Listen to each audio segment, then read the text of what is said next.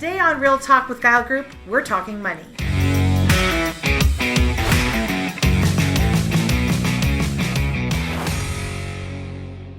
Hey everybody, we are here today talking with Shane Musslewhite with Oregon Home Mortgage, and we are going to chat about interest rates and mortgages and anything else that comes up real estate.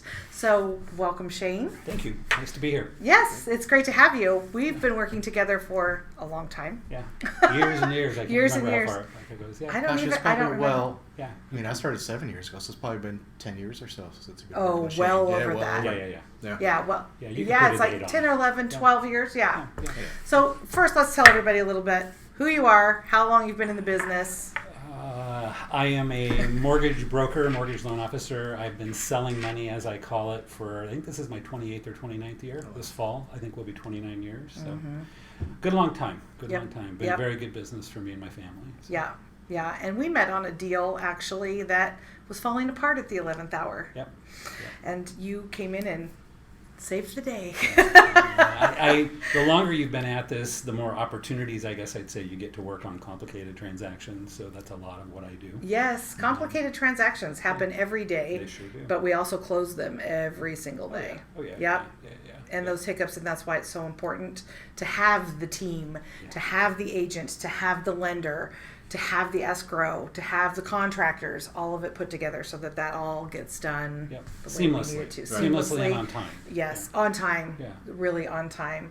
So everybody knows, well, we think everybody knows, everyone hears about this interest rate issue and what's happening. I know personally we have a deal that's going on, and we talked about the difference in just the last 10 days from when we actually locked, I lock it, I don't lock it, but when the loan is actually locked to what that deal would look like 10 days later in today's market, what the difference in the interest rate and what the difference in the payment was astounding to me. First-time buyers, so kind of an entry-level price point. Yep. Locked them, I think it was 11 days ago yesterday, in an interest rate. And in the intervening time period when we did a comparison yesterday, that rate was 5/8 of a point higher than where it was when we locked it 11 days ago, 10 days ago. And that would equate to a $145 a month increase in that buyer's payment in that brief period of time. 10 days. days. 11 days. Yeah. 10 days. Which is, in the case of an entry-level buyer, a first-time buyer, that's make or break. Significant. I mean, Absolutely. That can make or break a deal holding together or coming together. Yep. So in the current environment, we're really recommending that clients assess their standing and lock a rate as early in process as possible. I have all kinds of conversations I have with people about the risk of locking versus not locking. We talk about how often they go to Vegas.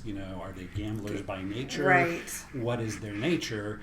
But we don't like to gamble with mortgage money. So just with the instability we've got going on, most people are locking as soon as they can. I was going to say, so what are them? What would people consider the risk of locking? I mean, what holds some people back, or what do you see?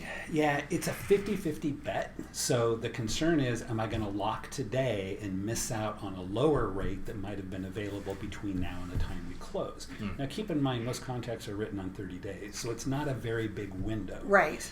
Rates have been extremely volatile. People don't understand the mechanics of how they work, and it can get kind of maddening for a loan officer. I was in the car. We're sorry. I was in the car a month and a half ago, and I had NPR on, and I was headed to an appointment, and they're touting how rates were dropping. When we had just finished a horrible day in the rate markets, and the prior 2 days had been even worse. Yeah. Their information is dated. It was a week or two old. Rates can change in the middle of a day. I mean, my alarm clock is a 6 a.m. text to tell me what the mortgage-backed security trade is doing. I could not do what you do. That would drive me crazy. Yeah, and I see those numbers flowing through to my phone all day long. I'll get text alerts if things are getting really volatile. So if people don't understand how quickly they move, they also don't understand what moves mortgage rates. So we've got questions to that. So obviously we look at the news, we go on our phone, we're checking things out. There's all these things about the Fed did this, the Fed did that, mortgage rates are doing this. What does it mean? And let's talk about what are the drivers in mortgage rates and these interest rates right now? Because is it the Fed? Is it something else? Yeah. It is not the Fed. The Fed controls the prime rate.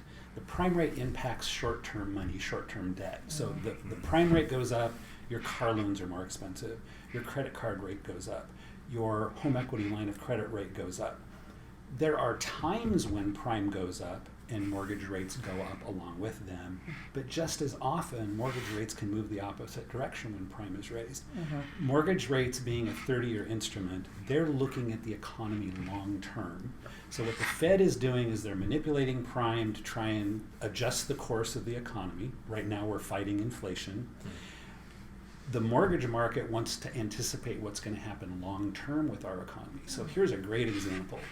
On March 1st, one of the advisory services that many of us mortgage lenders pay for and refer to, we follow them for years at a time, said rates look good, we see rates trending lower for the immediate future. That was on March 1st, okay? The immediate future. Yeah.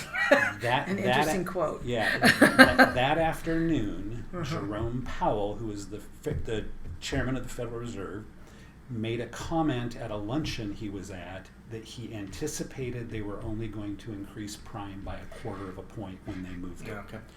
The markets had factored in 1/2 a point in movement. So the markets were betting the Fed was going to increase prime by 1/2. The markets liked that. That was a strong move to curb inflation. So in the long run, we look at that as a move that's going to improve our economy over the long haul. When he tipped his hand that they were only going to move 1/4 of a point, the markets reacted hugely negative because it wasn't as strong of a move to control inflation. I had a loan that I called the clients that afternoon. I think it was a $500,000 transaction. I told them where their pricing was at, and I'm never going to tell a client to lock because sure as I do, rates will go the other way the next morning. Okay? Yeah. But I had an improvement in their pricing that had happened from the time we started the file. I called, shared the information with them. They decided to gamble overnight. Okay. By the time we locked that loan that next morning, it cost those clients an additional $3,000 in discount points on that $500,000 loan to float that overnight on the gamble that it was going to improve. Yeah. There's the maddening thing. Right.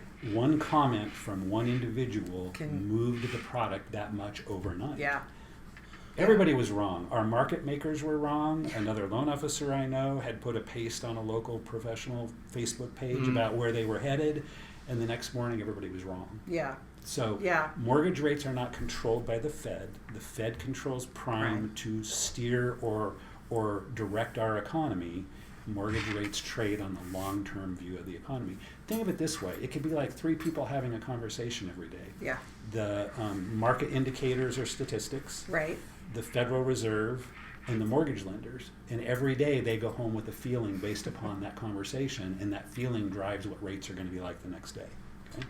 So, Wow. I want to back up a little bit. So, I want to go back to last fall, Q4. We all want to go back. We all want to go back. We're going to go back to Rate-wise. For many reasons. Right. But Prices, I'd like to house get your prices, opinion frankly. because I know, last fall in Q4 we're talking about, here's what we project rates are going to do for 2022. Yeah. We think probably towards the end of the year we're going to be at 4%, a little over 4.25. Yeah. We barely got out of January before we were, close to that rate. So, what do you think was driving those predictions, and what do you think has varied from what people were seeing last fall to what the reality of the market is today? Yeah. So the predictions were based upon what we had seen happen. The Fed was continuing to buy mortgage-backed securities, and that's a whole other function of how the markets work. But those are used to keep interest rates down. Quantitative easing is the term you've heard before. So we knew the Fed was going to curtail those purchases. We knew that the economy was soft because of all the shutdowns from the pandemic. So kind of anticipated some of the supply chain issues, anticipated some of the inflation that we're seeing. Okay.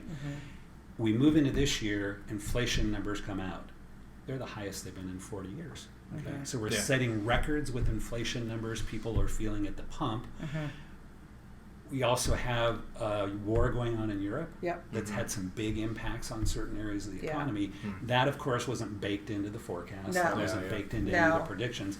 None of the record-setting inflation numbers were baked in. So it's really been our that. supply chain was, and it's still low. Supply chain is still an issue, and there's a lot of people that look for things to blame it on. But if you understand the mechanics of how they work and the demand wasn't there during the pandemic, it all makes sense to me. Yeah. So the markets got kind of hit with some inflation numbers that weren't anticipated, and then the added weight on the global economy by what's going on in Europe. When I started doing this, we were a national economy, so we only really worried about what went on in the U.S. as far as influencing mortgage rates. Fast forward 29, 30 years, we're now truly an international economy. So what goes on globally impacts us. Well, and without, as far as I know, I don't pay attention to every little detail of what's happening on that. I can't. It gives me a lot of anxiety outside of all of that. But that's not looking like it's going anywhere. The war, the impact that we are seeing there. Are we looking at, what's the rate today?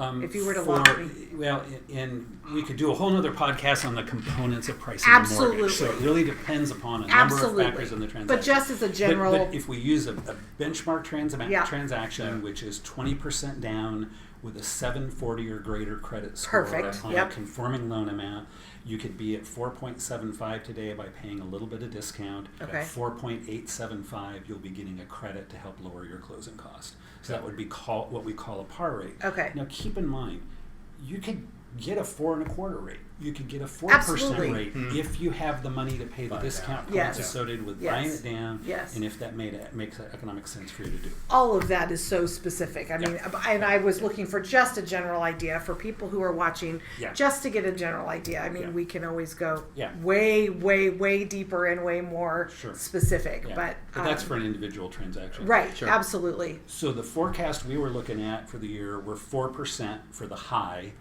Mid to late summer, with rates trending lower after that. Well, we've already blown way through. And it's March. That's my 31st. point. Where do we think we're going?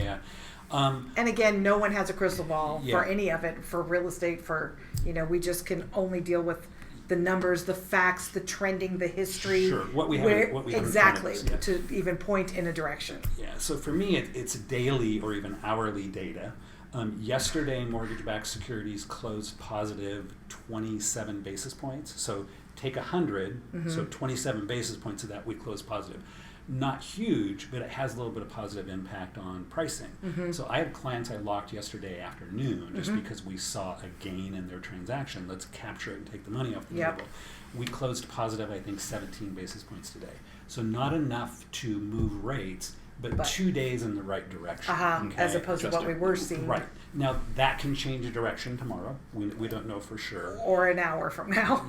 Except they're closed. Markets are closed now. So markets are East Coast. So our markets, we're done price changing and whatnot at 2 o'clock our time for the day because we're West Coast.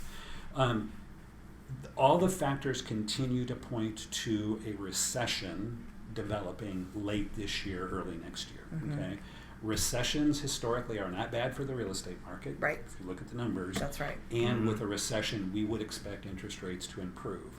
Now, are we going to get back to the 3% or sub 3% interest rates that we were working with, in the latter part of 2021? I don't know. That'd be a strong statement to make. Weren't those, my understanding of it anyway, and I'm not a mortgage person, but those were artificially created by actions of the federal government through purposely driving down and buying mortgage-backed securities. Through the control mechanisms that the government has access to, those rates were held down to help us navigate the pandemic because of the impact it was having on the economy. And you see them step in and do that kind of stuff. Which in the long run is good. Haven't done this for so long. I paid 12.5% interest on my first house. I was FHA condo 9%, and I was like, yes. You thought you scored. But keep in mind, I bought my first house for $49,500. Well, mine was I paid $99,000 for a little air condo in California. So I really think with what housing prices have done, we will not ever get away from some type of government intervention or control of interest rates. Fannie Mae, Freddie Mac, HUD, VA for VA loans, those are all either a government entity or in the case of Fannie Mae, Freddie Mac, what we call a government-sponsored enterprise. So they're not the government, but they're tied to the government. Well, what's the median house price? Median house price, last week was $595. So it's in our market. In Portland Metro, so it's bouncing around lately between about $575 to just under $600. So people can't pay 12% interest when houses cost Right. $500,000 or more. Right. So that's why I say I don't see us ever getting away. And there's all this talk That makes about Interesting. deregulating or decoupling Fannie Mae and Freddie Mac from the government. Right. There's all those types of talks going on. But we just have to know that if we go back to free market interest rates where you've got no government or control or intervention in them, where would we be? Yeah. People wouldn't be able to afford houses. Right. So. Exactly. Interesting. Do you have any other questions? No, go ahead. I had Well, something and I lost it, so no, I'll let you go. Clearly, we can go on and on and on about this subject and different subjects. So I think maybe we need to do this yet again and I have think another session with Shane. I like that. Another session. I know the one thing I did want to bring up, and I'll make it really quick. The thing I do tell buyers is that if we go back to even 2019, we're actually back at interest rates that were similar to where we're at in 2019, pre-pandemic. Right. Our interest rates are still at historical lows. Yes. Okay. I think people lose sight of that, and just especially in the last couple of weeks, it's like, because it went up so fast. Yeah. So. It's still tough to navigate the emotional impact of, I could have got a 3% rate if I did this a year ago, and now I'm paying 4.5%, 4 3/4. You know, it's the budget shock of the payment difference, or it's this the emotion associated with I didn't get the absolute lowest. Yeah, and I won't even go down the emotion road because there's lots of them. It's a lot And of it. There is. I had a client email me this afternoon. It's like, geez, do I need to expect rates going up every day? Yeah. And it's like, Well, no, we need to get on the phone and have a conversation. Right. Because it's like watching a stock ticker. Yeah. When the stock ticker moves up, it doesn't do it like this. There's chop. You know, Right. there's, Do we want to try and catch a dip? To some degree, that's gambling. Yes. Okay? And, you know, we've But had some of that. it is smart, and that's why, Right. frankly, in working with someone like you who truly knows the numbers, who've been doing this as long as you have, you can give them a heads up. You give them that information so that they make an informed decision on where they're going. Right. And I tell people, you know, I promise you, if we lock your rate, I won't call you ever and tell you your rate is higher. But if we lock your rate, please don't call me and ask me for a lower rate. Yes. Because a lock That is a can firm happen. commitment between you and the investor or the lender. Yep. They have money invested in that lock. Yep. So everybody has to look at it as a firm commitment. Absolutely. Well, and it's like purchasing a house. I mean, obviously there's steps and contingencies we go through, but it's that same thing that when we're talking to people and we're like, okay, we like this house, we're going to write an offer on this house, we start going through our contingency pieces. It's like, it's a little bit like a wedding dress. Like, you stop looking. Yeah. You stop looking after you find it. Like, you just kind of put those blinders on and we're focusing on this one. Yeah. Same thing with the interest rates. They are commitments. These are big decisions that we're making, and we as people who work in this industry are giving that information to these first-time home buyers, to people who are experienced, who have done this before. Yeah. So that they make those decisions for themselves, as educated as we can possibly make them as to what's going on in the market. All I'm ever going to do is share the info. Yep. It's only been in the last That's what we few do too. years of my career that I'll even tell people, and if I was on your side of the desk, this is what I would do. Yeah. You know? Well, they often look to us to do that Yeah. kind of thing, and it's that fine line where it's like, listen, I'm not telling you what to do. Sure. I absolutely cannot Yeah. and will not. We want to educate and share info. Yeah, So. yeah.